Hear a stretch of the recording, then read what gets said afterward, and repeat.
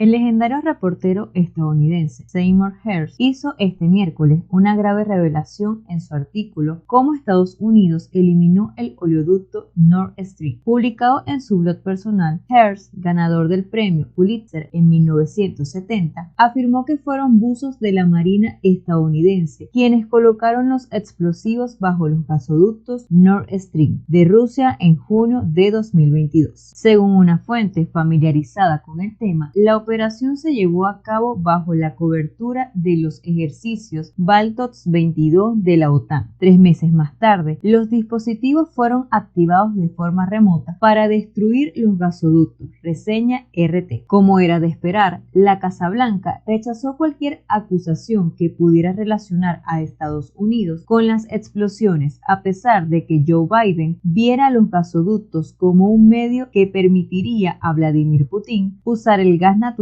como arma para sus ambiciones políticas y territoriales. A medida que las tensiones entre Ucrania y Moscú iban en aumento, la administración de Biden también se iba centrando en el Nord Stream. Mientras Europa siguiera dependiendo de los gasoductos para obtener gas natural barato, Washington temía que países como Alemania fueran reacios a suministrar a Ucrania el dinero y las armas que necesitaba para derrotar a Rusia, escribió el reportero, señalando que fue en ese momento inestable que Biden autorizó a Jake Sullivan, asesor de seguridad nacional, a reunir a un grupo interinstitucional para idear un plan. Al principio, la Marina propuso utilizar un submarino para asaltar el gasoducto directamente, mientras que la Fuerza Aérea pensó en lanzar bombas con fusibles retardados que podían activarse de forma remota. El equipo de trabajo de la CIA se dedicó a elaborar un plan para una operación encubierta que utilizaría buzos de aguas profundas para provocar una explosión. Pese a que al principio esa idea fue recibida con escepticismo por los miembros del grupo interinstitucional. Uno de los factores que les inquietaba era que las aguas del mar Báltico estaban fuertemente patrulladas por la Armada rusa y no había plataformas petrolíferas que pudieran usarse como cobertura para una operación de buceo. Para poder continuar con el plan, los estadounidenses decidieron solicitar ayuda a Noruega. Odiaban a los rusos y la Armada noruega estaba